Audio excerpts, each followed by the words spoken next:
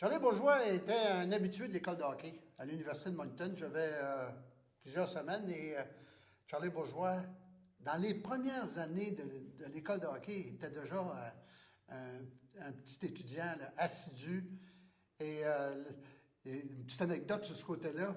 À un moment donné, il était le plus petit de la gang, puis l'année suivante, il avait un pied et demi plus grand que tout le monde. Ça fait que Charlie a été un jeune que j'ai vu grandir, c'est le cas de dire, dans mon organisation. Moi, j'ai ramassé Charlie Bourgeois, la petite cuillère. On connaît l'incident, qu'est-ce qui est arrivé avec son père qui a été tué par un bandit, c'est le cas de dire. Et sa mère m'avait appelé pour me dire, ben, écoutez, M. Perron, ça serait plaisant si vous veniez voir Charlie pour essayer de lui remonter le moral. Et c'est sûr que ça n'a pas été facile, là, parce que tu perds ton père à un jeune âge et là, tu ne sais plus où te retrouver dans la société. Tu es un bon joueur de hockey, mais là, ton monde s'est écroulé royalement. Et là, j'ai dit, écoute, Charlie, là, tu vas te prendre en main. Nous autres, l'université, on va t'aider et tu vas recommencer à jouer au hockey. Et finalement, ben, il avait recommencé à jouer au hockey après Noël pour une équipe junior B. Si je ne me trompe pas, c'était à Cap-Pelé. Et l'année suivante, ben, il est rentré avec nous autres, les Aigles Bleus, puis on connaît la suite. Par la suite, ça a été un gars qui a progressé d'une façon extraordinaire. Mais dès le départ, il faut dire que Charlie Bourgeois avait un très bon sens de hockey. Moi, je savais que Charlie Bourgeois, c'était un exemple de persévérance, de caractère. Tu sais, quand tu passes à travers d'une épreuve comme c'est arrivé à son père, puis à toute sa famille, j'ai dit, Charlie, là, si tu regardes le côté physique, tu as la base. On va améliorer ton coup de patin. Maintenant, c'est sur le côté mental qu'il faut que tu travailles. Parce que si tu veux progresser et devenir bon, puis il voulait devenir bon, à ce moment-là, écoute les conseils des entraîneurs. Puis là, on ne parle pas d'entraîneurs qui arrivaient de nulle part, là. Moi j'étais l'entraîneur-chef, mais n'oubliez pas que Ron Leblanc était un entraîneur adjoint. J'avais Denis Gingras, le frère de Gaston Gingras. Il a été un excellent joueur pour nous autres, les Aigles Bleus, puis après ça, il est devenu entraîneur. Donc, si tu écoutes des conseils de toute l'organisation, puis tu t'entraînes fort, tu vas avoir du succès dans la vie, parce qu'il avait un physique, lui et Béchard, lui et Michel Béchard, probablement le plus gros duo et de talent en même temps qu'on a vu au championnat canadien. Là, les deux auraient pu jouer dans la Ligue nationale en 81. Il y a juste Charlie qui est allé, mais Michel Béchard, éventuellement, lui aussi, aurait pu le faire. Donc, on était bien nantis avec ces deux défenseurs-là, et surtout Charlie.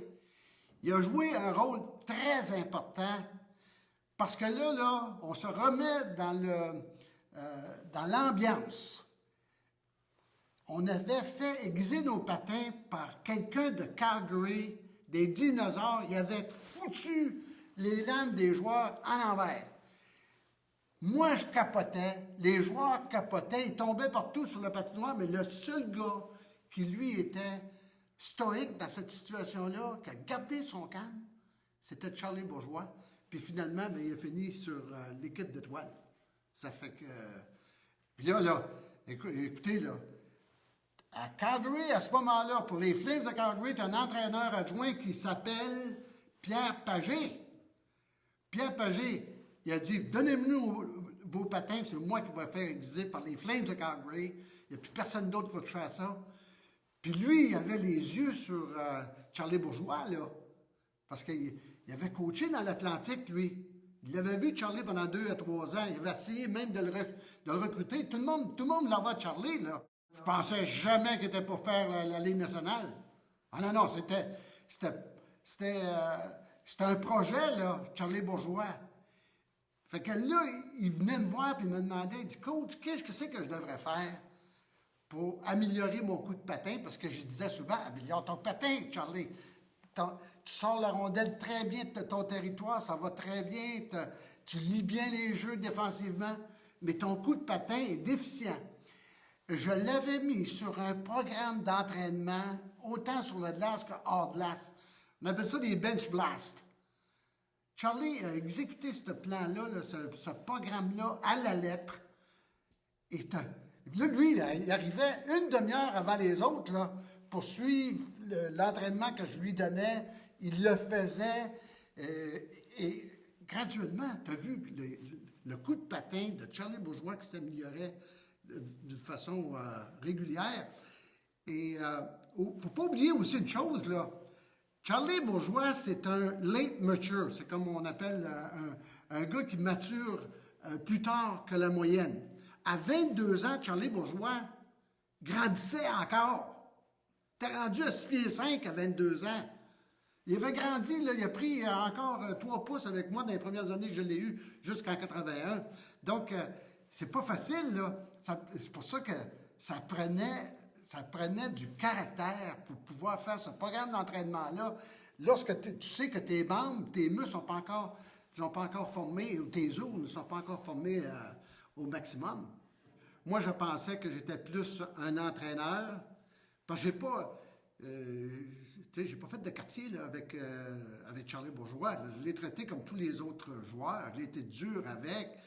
Mais le fait que j'ai pris le temps, par contre, de lui parler, je me suis assis avec lui très souvent, là, 1 à 1, et surtout quand il a passé sa mauvaise passe d'adolescence, là, tu sais, moi, je dis tout le temps, nous, comme entraîneurs, on va prendre des décisions qui ne sont pas toujours plaisantes. Mais ces décisions-là, quand le joueur mûrit, devient adulte, passe à travers diverses expériences, dit « Oui, ça a été des bons conseils que le coach me donnait dans ces années-là. » Et en tout cas, moi personnellement, j'ai adoré diriger ce gars-là. C'était un élève exemplaire. Oui, il y a eu sa période difficile, mais après que ça s'est passé, ce gars-là, il m'écoutait à la lettre. Il écoutait Denis Gingras à la lettre. Et il ne s'est jamais pris le meilleur que Béchard ou Mike Bro, par exemple. C'est un autre petit gars de Moncton. Non, il pouvait mesurer 6 pieds 5. Lui, là, c'était un gars d'équipe. Puis, lorsqu'il m'a appris qu'il s'en allait avec les Flares de Calgary, je vais dire autre chose, j'étais très heureux, mais comment surpris?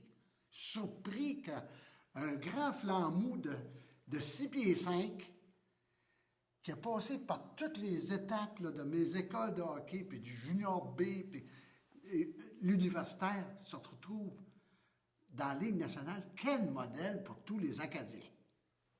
C'est un gars qui connaît la partie de hockey sur le bout de ses doigts. Il a eu des expériences dans la Ligue nationale. Il a joué tout de même 9 ans dans la Ligue nationale. Écoute, là, pas trop de joueurs qui viennent des Maritimes qui ont joué ce nombre d'années-là. Et Charlie, après que sa carrière ait été terminée, il est devenu l'entraîneur des Aigles Bleus. Moi, j'étais content, tu peux pas t'imaginer, de voir un gars qui a pris la relève comme entraîneur des Aigles Bleus.